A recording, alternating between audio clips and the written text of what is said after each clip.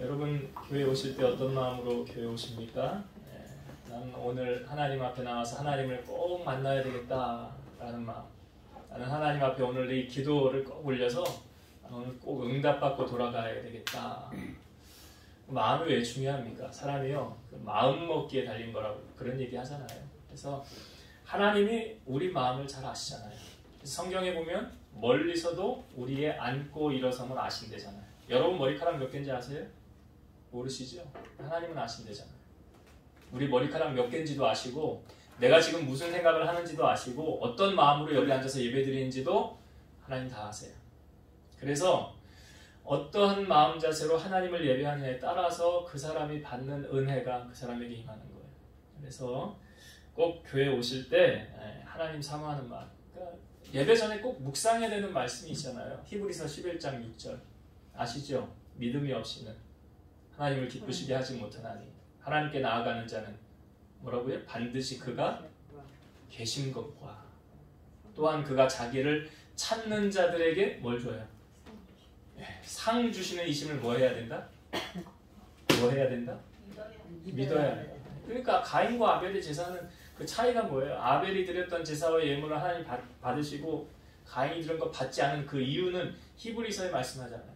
아벨은 믿음으로 예배했어요.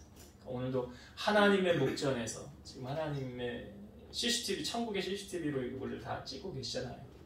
하나님의 목전에서 예배하는 마음으로 예배드렸으면 좋겠어요. 퀴즈를 하나 내볼게요. 이거 세례교인이면 누구나 다 이거 아는, 맞춰야 되는 퀴즈예요. 자, 성경은 몇 권이죠? 네? 아리마 성경은 몇 권이니? 몰라요, 이렇게. 아유, 목사님 딸이 성경이 몇 권인지도 몰라. 아니, 왜 몰라? 어렸을 때 세례를 받아서, 유아 세례 받아서 그래요. 입교를 받긴 받았지만 성경이 한 권이 아니죠. 예, 여러분 오늘 꼭 기억할 수 있도록 제가 쉽게 알려드릴게요. 구구단 다 아시죠? 예, 그래요. 저기서 벌써 나왔어요. 자, 구약이 몇 권이냐? 39권. 39 곱하기 39 하면 뭐예요? 27. 신약이 몇 권이냐? 27. 그럼 39 더하기 27은? 예, 66권. 구약은, 그러니까 신구약을 합치면 성경은 66권이다.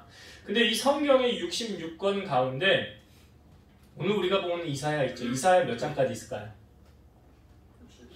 60? 60?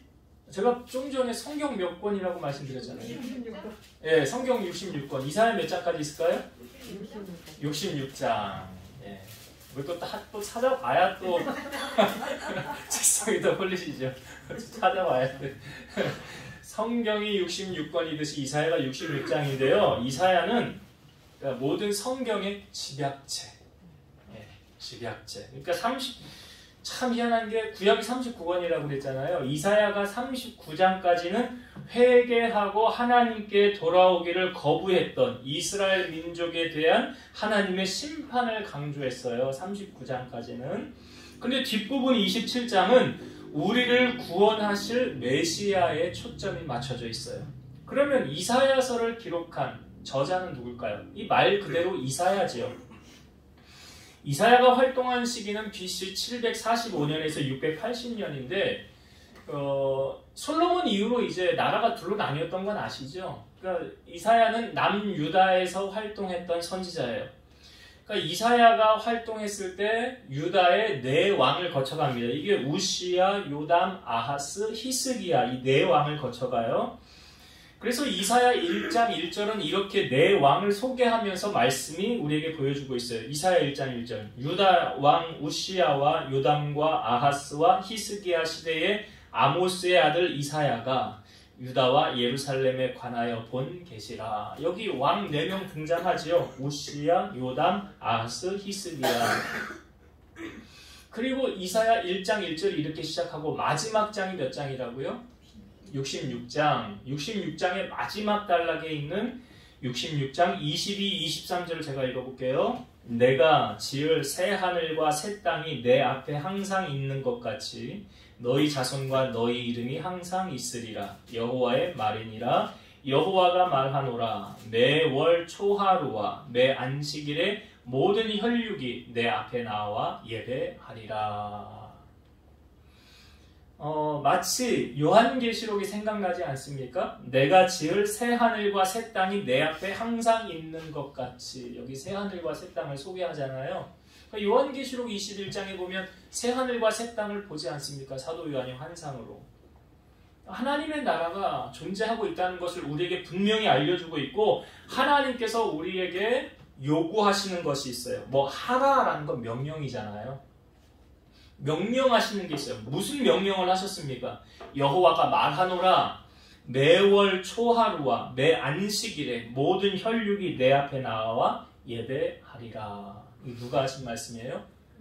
그래서 우리가 단톡방에 보면 매월 1일은 초하루는 월삭이라고 그러죠. 초하루 월삭. 이것은 하나님께서 우리에게 명령하신 달의 첫날을 하나님을 기억하고 하나님께 기도하면서 나아가라. 그리고 초하루와 안식일에 하나님을 예배하라 라고 우리에게 말해주고 있어요. 자, 오늘 우리가 본 본문은 이사야 6장은 이사야가 네 왕 가운데 제일 처음에 등장하는 왕이 우시야 왕이라고 그랬죠. 우시야 왕이 죽던 해에 이렇게 성경이 6장 1절이 소개를 하고 있어요. 그러면 자, 우시야라는 왕은 대체 어떤 왕이었느냐?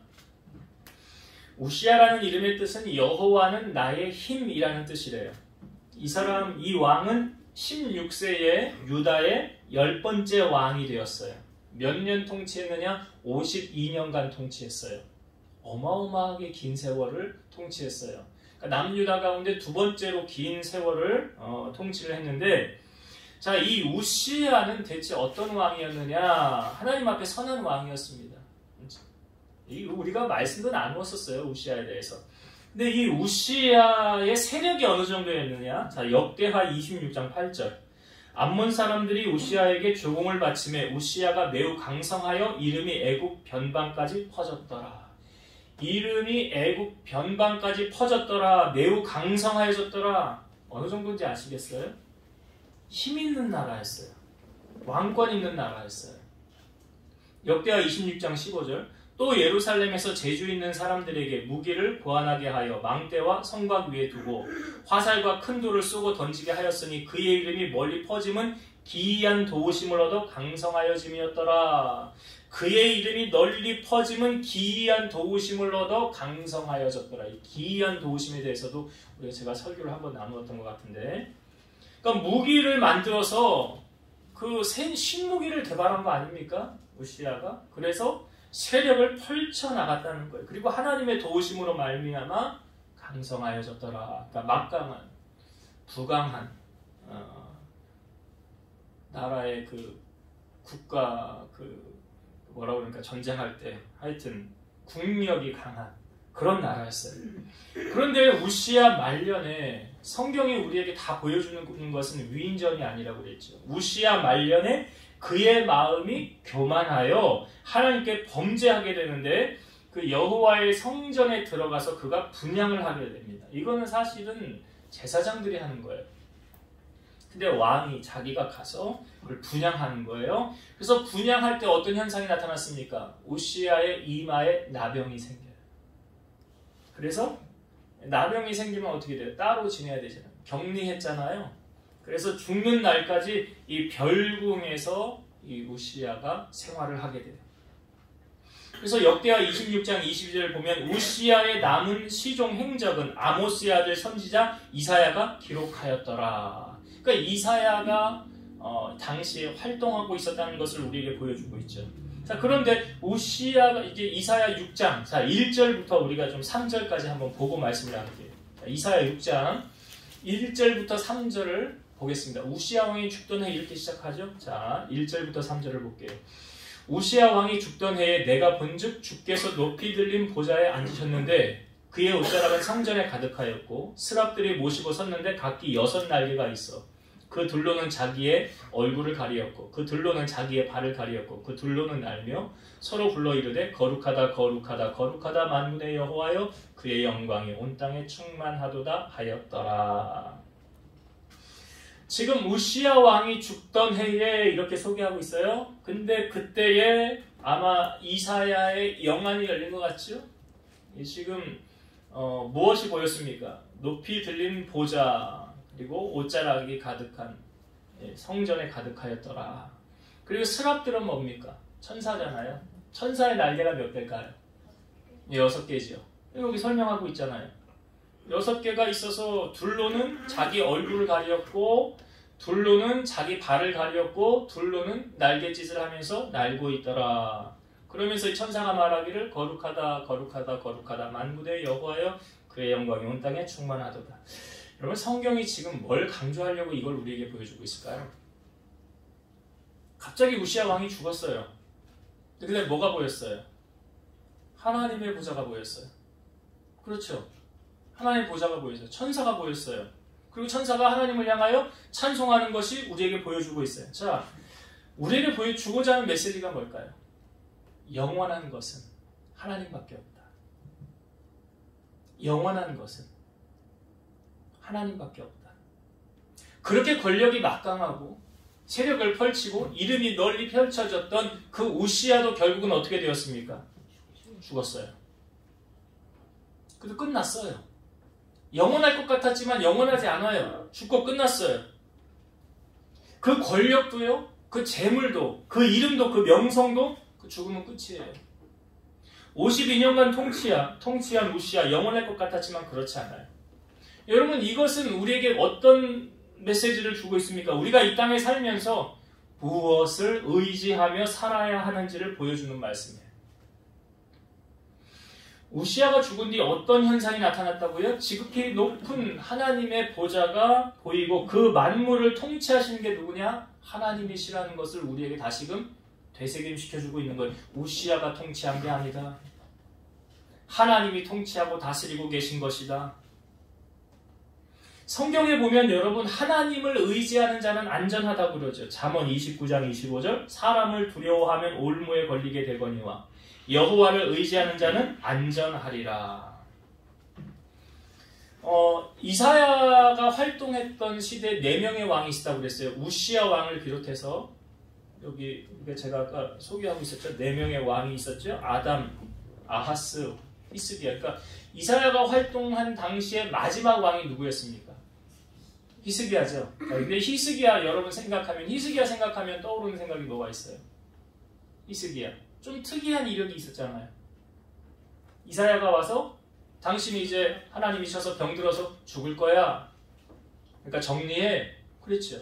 근데 그 말을 들은 이사야가 어떻게 했어요? 얼굴을 벽으로 향하여 하나님 앞에 기도했죠. 뭐라고 기도했어요? 내가 주 앞에 진실과 전심으로 행한 것을 추억하여 주옵소서.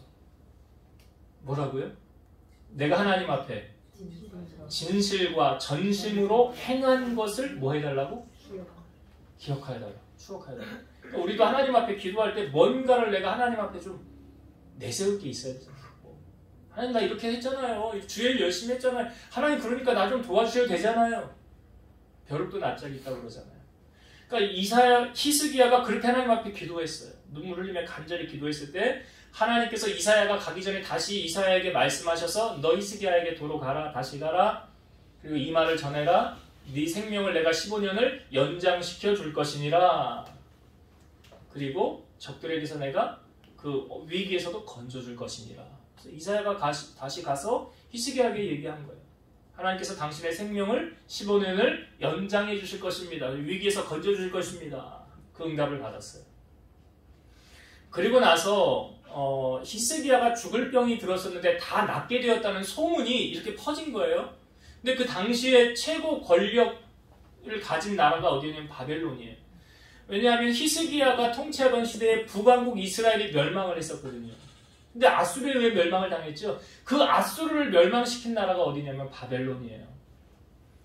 그러니까 이 바벨론이 어마어마한 권력, 막강한 힘을 가진 나라였어요. 근데 그 바벨론에게까지 히스기야가 나왔다는 소문이 도니까 바벨론 왕이 사신을 보냅니다. 예물을 보내요. 당신 죽을 병에 걸렸었는데 살아났다면서요. 축하드려요. 근데 이 사신들이 왔을 때 히스기야가 너무 기쁜 거예요. 왜 기뻤을까요? 아니 나처럼 미약한 나라인데 작은 나라인데 이렇게 큰 막강한 강대국에서 날 이렇게 축하해주기 보냈으니 축하해주러 보낸 거 아니에요. 그랬으니 내 마음이 얼마나 기뻐요. 그러면서 히스기야가 그때 뭐 하냐면 자기에게 있는 모든 창고에 있는 보물들, 좋은 것들을 다 보여줬어요. 그 의도가 뭔지 아시겠죠? 아, 나를 이렇게 대우를 해주니까 내가 뭔가 좀 이렇게 해줘야 되겠다. 아, 자기한테 잘해주니까. 그 힘 있는 나라에서 자기한테 잘해주니까 나도 그럼 이렇게 좀 해줘야지 하고 그들을 아주 극진하게 대접을 하고 자기 히스기야에게는 모든 창고에 좋은 것들 다 보여주고 그렇게 돌아갔어요.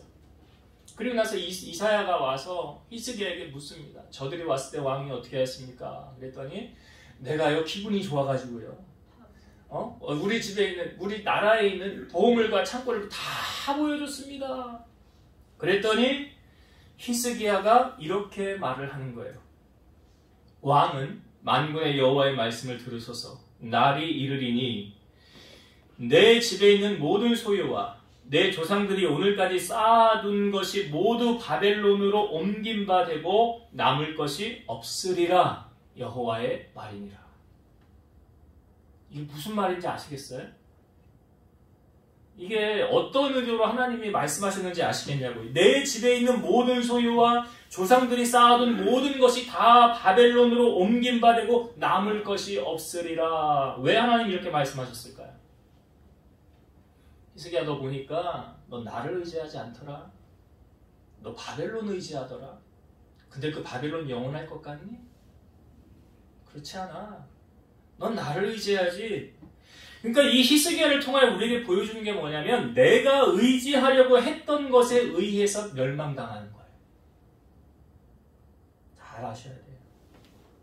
내가 의지하려고 했던 것이 내 뒤통수를 친다고요. 그래서 왜 속담에도 있잖아요. 믿는 도끼에 잘 아시잖아요. 그러니까 사람은 믿을 대상이 돼야 못 돼요. 근데 우리는 마치 이 사람이 나 안 도와주면 안 돼. 저 사람에게서 돈이 나오거든. 저 사람이 내 문제 해결해 주거든. 근데 그 사람을 의지하는 순간 하나님이 어떻게 하십니까? 그 사람의 마음을 돌려서 얘를 망하게 하는 거예요. 날 망하게 하는 거예요. 히스기야가 그랬잖아요. 지금 보여주고 있잖아요. 성경이. 히스기야가 그랬다고요. 그러니까 여러분들이 마음을 한순간도 사람을 의지하거나 사람에게 빼앗기면 이런 일이 나타날 수 있어요? 없어요? 잠언 29장 26절 주권자에게 은혜를 구하는 자가 많으나 이 주권자가 뭔지 아시죠? 내 목숨줄 쥐고 있는 사람, 그 사람 주권자라고요. 그 주권자에게 은혜를 구하는 자가 많으나 사람의 일의 작정은 여호와께로 말미암느니라. 지금 히스기야에게 딱 적용되는 말씀 아니에요? 너 그렇게 했지. 주권자에게 너 은혜 구했지. 너 마음도 다 줬지. 그런데 사람의 일의 작정은 여호와께서 어떻게 너 이거 다 옮긴 바 되고 너 이제 다 어떻게 되는 거예요? 나라가 망하게 되고 다 포로로 잡혀가게 된다는 거예요. 그래서 성경이 말하죠. 무릇 사람을 믿으며 육신으로 그의 힘을 삼고 마음이 여호와에게서 떠난 그 사람은 저주를 받을 것이다.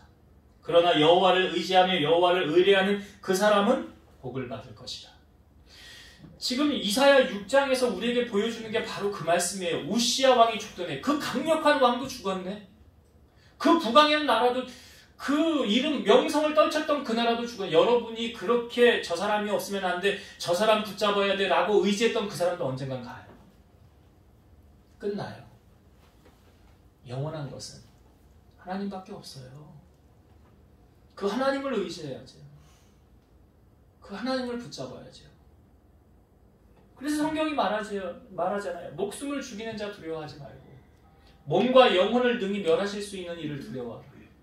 여러분 하나님을 어떤 마음으로 섬겨야 돼요? 경외하는 마음. 거기 두려운 마음이 포함되어 있는 거 아시죠? 두렵고 공경하는 마음. 이 마음으로 우리가 하나님 섬겨야 돼요. 그래서 절대로 사람을 의지하면 안 된다. 사람 의지하지 마세요. 힘들고 어려우면 하나님 앞에 엎드리세요. 그냥 하나님. 그 히스기야는 그 북이스라엘을 멸망시켰던 아수르가 쳐들어왔잖아요. 편지 쓰면서.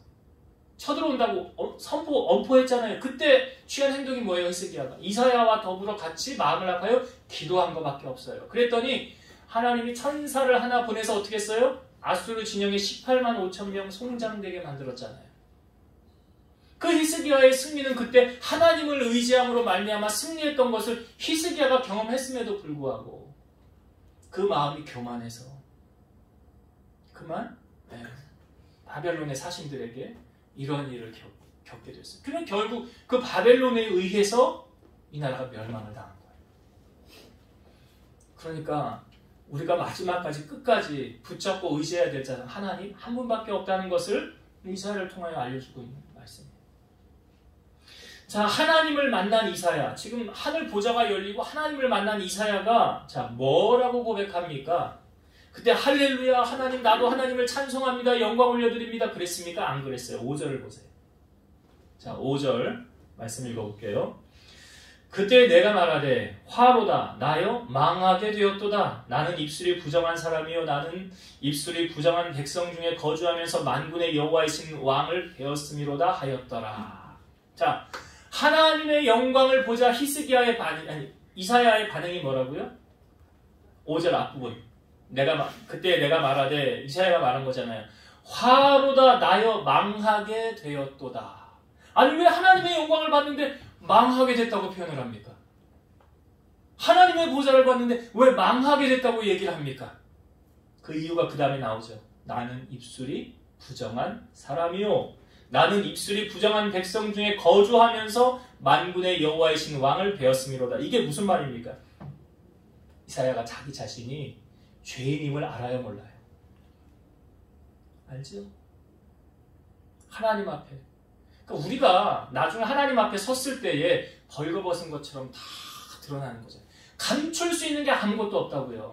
아니 우리 지금 24시간 CCTV를 하나님이 천국에서 찍고 있는데 딱 들이밀면서 증거자료 내밀면서 너 이때 왜? 너 이때 왜 그랬어? 아니 물으시면 그러니까 그걸 우리 하나님 앞에 지금 이사야가 말하는 거예요. 하나님의 찬란한 은혜 그 영광을 보는 순간 뭘 보게 되는가? 내가 죄인이라는 걸 깨닫게 된 거 아니에요. 여러분 세상에서 제일 어려운 것 중에 하나가 뭐냐면 자기 자신을 객관적으로 보는 거예요. 나를 주관적으로 평가하는 게 아니고요. 나를 객관적으로 평가. 이 다른 말로 말하면 나 자신을 하나님의 시각으로 보는 것.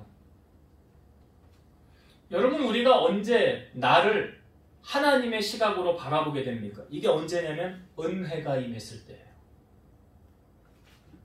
지금 이사야에게 하나님 은혜가 임한 거 아닙니까? 은혜가 임하니까 뭘 본 거예요? 내가 죄인이구나라는 깨닫는 거잖아요. 하나님 은혜가 임하고 보니까 내가 아무것도 아니었구나 나라는 존재가 그거 깨닫는 거 아닙니까? 여러분 은혜가 임하면요 남 탓을 하지 않아요. 베드로가 물고기 잡을 때 허탕 친 거 아시잖아요. 그때 주님이 오셔서 말씀 전하고 그 다음에 깊은 데 금을 내리라고 그랬죠. 많이 잡히게 되었어요. 근데 베드로가 금을 내리기 전에 했던 말이 뭐예요? 내가 밤새 수고했는데 한 마리도 못 잡았습니다. 근데 말씀에 의지해서 내가 금을 한번 내려보겠습니다 이거죠. 내가 어부인데요. 내 뱃사람인데요. 한 마리도 오늘 못 잡았거든요. 이거 던지나 마나 허탕 칠 거 뻔하거든요. 그래도 당신이 말했으니까 내가 한번 내려볼게요 금을. 내렸어요. 그리고 나서 어떻게 돼서 너무 많이 잡게 2배에 가득 채우게 되었더라. 그러니까 베드로 어부 인생에 있어 그런 기적 없었던 거죠. 자, 그 기적을 맛본 다음에 베드로가 주님 앞에 엎드려요. 엎드려서 하는 말이 뭐예요? 주여 저는 죄인입니다. 저를 떠나소서 그래.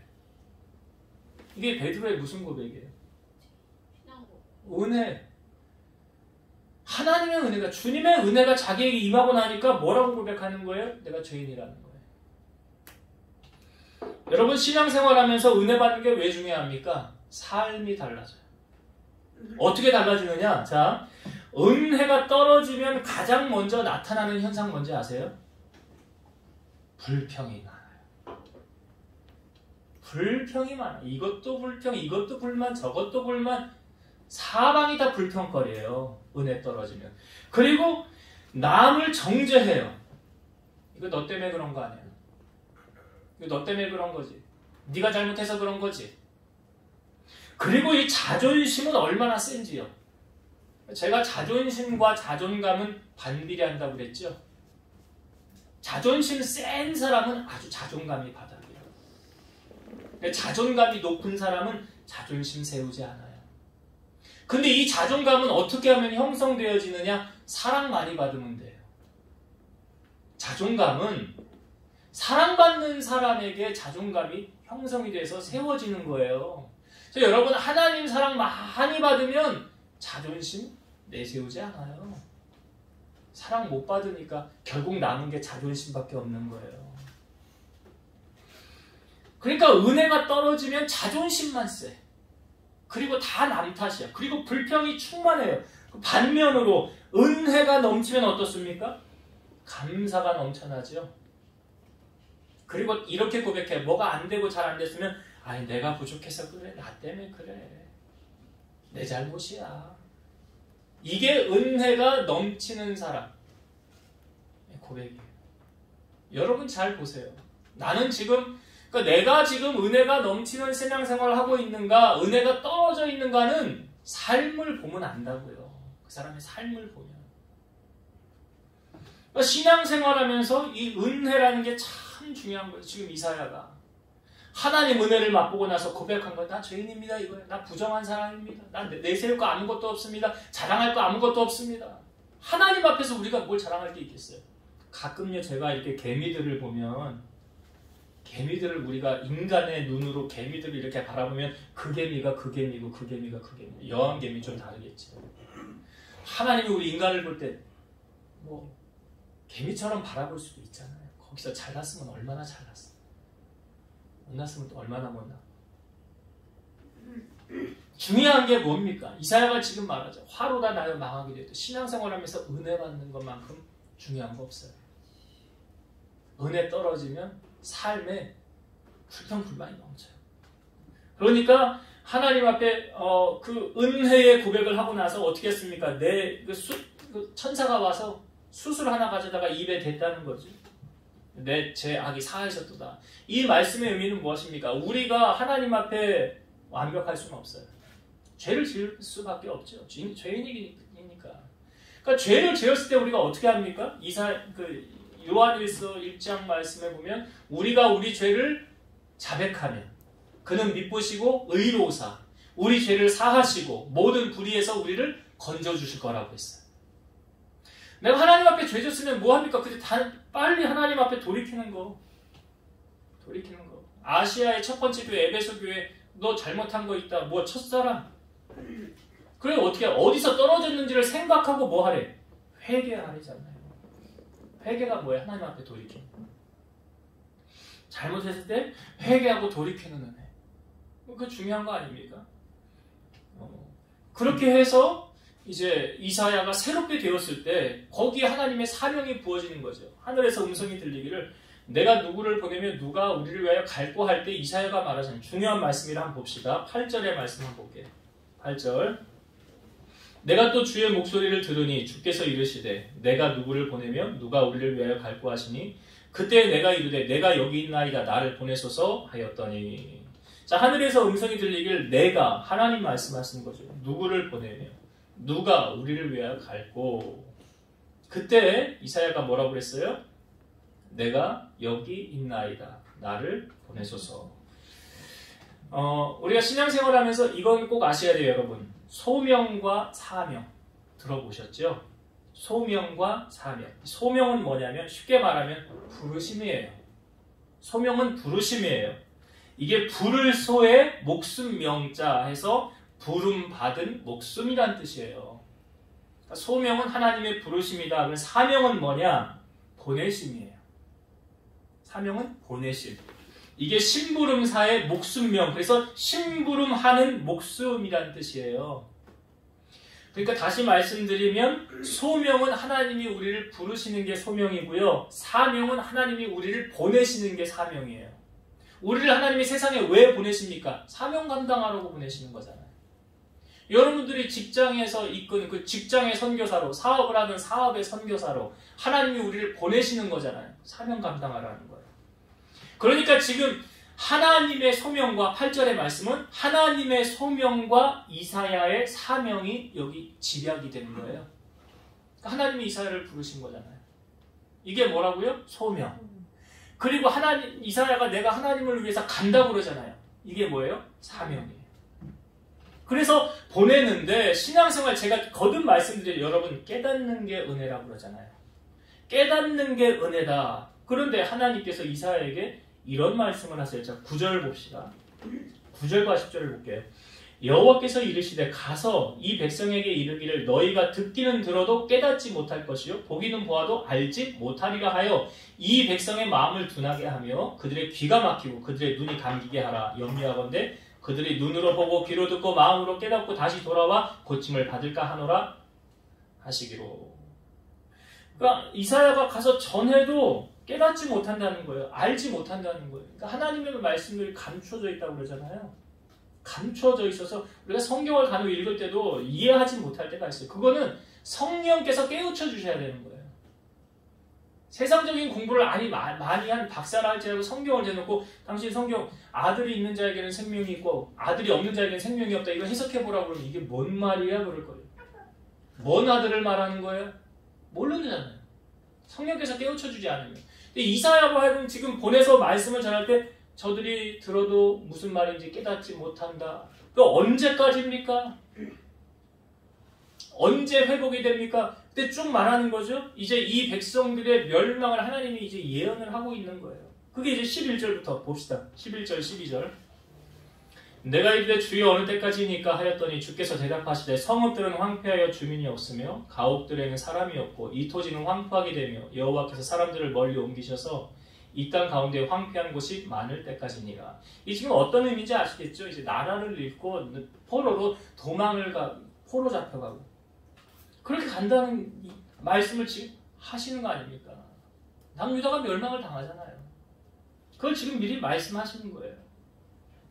근데 여기 13절에 중요한 말씀 13절을 한번 13절 마지막 절을 볼게요. 그 중에 10분의 1이 아직 남아있을지라도 이것도 황폐하게 될 것이나 밤나무와 상수리나무가 배임을 당하여도 그 그루터기는 남아있는 것 같이 거룩한 씨가 이 땅에 그루터기니라 하시더라. 나무가 배임을 당하면 그루터기는 남아있다는 거죠. 그루터기는 남아있는 것 같이 거룩한 씨가 이 땅에 그루터기니라. 이 그루터기를 거룩한 씨로 비유했는데 여러분 씨 하면 생각나는 게 뭐가 있습니까? 뭐가 생각나요? 씨는 뭐다? 말씀이다. 베드로전서 1장 23절 너희가 거듭난 것은 썩어질 씨로 된 것이 아니요 썩지 아니할 씨로 된 것이니 살아있고 항상 있는 하나님의 말씀으로 되었느니라. 그러니까 여기 거룩한 씨는 구원받은 진정 하나님 백성을 말하는 거죠. 요한일서 3장 9절 하나님께로부터 난 자마다 죄를 짓지 아니하나니 이는 하나님의 씨가 그의 속에 거함이요 그도 범죄하지 못하는 것은 하나님께로부터 났음이라. 하나님의 말씀이 우리 안에 있으면 죄악에서 건져지게 된다는 거죠. 시편 119편에 보면 주의 말씀은 내 발의 등이요 내 길의 빛이니이다 라는 말씀이잖아요. 하나님 유경에서 말씀으로 나를 고치시고 말씀으로 나를 살리셨다. 그러니까 여러분 교회는요 구원받은 하나님의 백성들의 모임이죠. 그 중에 특별히 여기 저는 이 그루터기 이 나무가 배임을 당하여도 그루터기는 남아있다. 제가 오늘 설교 제목을 진정한 그루터기라고 했는데 왜 진정한 그루터기라고 했느냐. 제가 설교 준비하면서 이런 마음이 왔어요. 교회는 누구에 의해서 세워질까요? 그루터기에 의해서 세워집니다. 그루터기에 의해서 세워집니다. 제가 조금 적용을 한번 이렇게 해도 될까 모르겠는데 진정한 그루터기란 어떤 성도를 가리킬까? 물론 구원받은 하나님의 백성일 수 있지만 그 교회의 진정한 그루터기. 요즘은요 목사님들이 성도들을 눈치를 보는 시대가 됐나요? 그래서 이 성도한테 이 바른 말을 이렇게 해주면 잘 들을까? 혹시 내가 바른 말 해주면 이 말 듣고 아이 뭐야 교회가 여기밖에 없어? 나 다른 교회 갈래. 나 여기 싫어. 아니 나 저 사람 때문에 싫어. 그러면 그 사람 그루터기예요? 아니에요? 아니에요. 진정한 그루터기란 그냥 제가 딱 집약을 해서 이렇게 정의 내리면 딱 맞겠다. 이 교회에 내 뼈를 묻겠다. 이게 진정한 그루터기예요. 이 교회에 내 뼈를 묻어요. 그러면 어떠한 상황이 닥쳐도 시험 들어서 나 이 교회 떠날래. 나 기분 나빠서 이 교회 나갈래. 그러니까 목사님들이요, 정말 진정한 그루터기라고 한다면 그 사람에게 사랑을 갖고 애착을 갖고 바른말 조언을 해줄 수 있어요. 근데 내가 이 말 했다가 저 사람 시험 들어서 떠나갈 것 같으면 말해야 돼요? 하지 말아야 돼요? 하면 떠나는데, 바른 말하면 갈 건데, 교회가 여기밖에 없어? 널리고 널린 게 교회인데. 그 차이가 뭐예요? 진정한 그루터기는 어떤 상황이 와도 난 여기 내 뼈를 묻을 건데, 난 주님 오시는 날까지 이 교회만 섬길 건데, 이게 진정한 그루터기예요. 그 진정한 그루터기에 의해서 교회는 세워지는 거예요. 그러니까 나무가 배임을 당해도 그 나무가 배임을 당한 그 자리에 여전히 그 자리를 지켜요, 안 지켜요? 지키잖아요. 이게 그루터기예요. 교회가 환란이 오고 풍파가 오고 어려움이 따른다 할지라도 그래도 나는 내 자리, 내 그루터기, 내 자리 지킬 거야. 이게 진정한 그루터기. 그 그루터기에 의해서 교회는 세워지는 거예요. 나는 그걸 말씀하시는 거예요. 진정한 구원받은 하나님의 백성이다. 거룩한 시다. 라고 말하고 있는 거예요. 자, 이제 말씀을 정리하고 마치도록 하겠습니다. 여러분, 이사야가 거쳐갔던 왕이 네 왕인데요. 가장 첫 번째로 등장한 왕이 우시야 왕. 우시야 왕은 52년을 통치한, 그의 명성이 널리 퍼지고 기이한 도우심을 얻어 하나님의 큰 기적을 맛보았던 왕이에요. 그런데 그 왕이 영원할 줄 알았지만 영원했습니까? 아니죠. 분명히 기억하세요. 영원한 것은 하나님밖에 없다. 나를 도와주실 이는 아버지밖에 없다. 주님만이 나의 목자시다. 히스기야를 잘 보세요. 자기 병들었다고 나았는데 그 강력한 나라 바벨론에서 왔다고 그냥 극진히 대접하고 좋은 거 다 보여주고 이렇게 했는데 결국 그 히스기야의 그 마음이 하나님에게서 사람으로 옮겨졌다는 거 아니에요. 그러니까 그 나라가 결국은 히스기야를 멸망하는, 남유다를 멸망하는 계기가 됐다는 거 아니에요. 그래서 우리가 결국 끝까지 붙들고 의지해야 될 뿐, 주권자에게 은혜를 구하는 자가 많지만 모든 일의 작정은 여호와께로 말미암는다. 왕의 마음도 하나님의 손안에 있다고 그러잖아요. 하나님 한 분만 의지하는 여러분 되시길 바라고, 두 번째로 은혜가 임한 사람의 특징. 은혜가 임하면요, 얼굴에 먼저 기쁨이 넘치잖아요. 그렇죠? 수색을 하며 근심하며 다닙니까? 은혜가 충만한 사람이? 아니죠. 은혜가 임하면 감사가 넘치는 거예요. 감사. 하나님 이것도 감사하고 저것도 감사하고 매 순간. 그래서 여러분, 은혜 받는 거 중요한 거. 찬양에도 있잖아요. 은혜 아니면 살아갈 수가 없네. 살아갈 수가 없어요. 그러니까 오늘 여러분, 그 무엇보다 중요한 게 무엇입니까? 은혜 받는 거. 하나님 은혜로 살아가는 거. 그 은혜 가운데 붙잡혀 살아가는 여러분 되시길 바라고, 이사야가 하나님의 음성을 들었을 때, 누가 나를 위하여 갈구할 때 이사야가 내가 여기 있나이다 나를 보냈소 그랬잖아요. 이게 소명과 사명이 같이 연결되어져요. 하나님께서 우리를 불러주셨죠. 구원받은 하나님의 백성으로. 소명이에요. 날 구원해 주신 하나님. 또 세상으로 우리를 보내시는 거죠. 뭘 주었어요? 사명 감당하라고. 세상으로 보내실 때 여러분 사명 잘 감당하시길 바라고, 마지막으로 진정한 그루터기는 그 나무가 배임을 당해도 그 자리에 여전히 남아있는 진정한 그루터기에 의해서, 그 거룩한 시 구원받은 하나님의 백성들에 의해서 나라가 회복되어지고 교회가 세워진다는 사실을 기억하면서 여러분들이 진정한 그루터기 되셔서 하나님의 영광을 맛보는 주인공 되시기를 주의 이름으로 축원드립니다. 기도하시겠습니다. 오늘도 살아서 역사하시는 하나님 감사합니다. 세상의 권력과 명예와 재력을 우리가 쫓아가는 것이 아니라, 그런 사람을 바라보는 것이 아니라, 우리의 영원한 것은 하나님밖에 없습니다. 푸른 마르고 꽃은 시드나 하나님 말씀만 영원합니다. 오직 우리가 하나님 한 분만을 믿고 의지하고 살아가는 우리 성도들이 다 되게 하옵소서.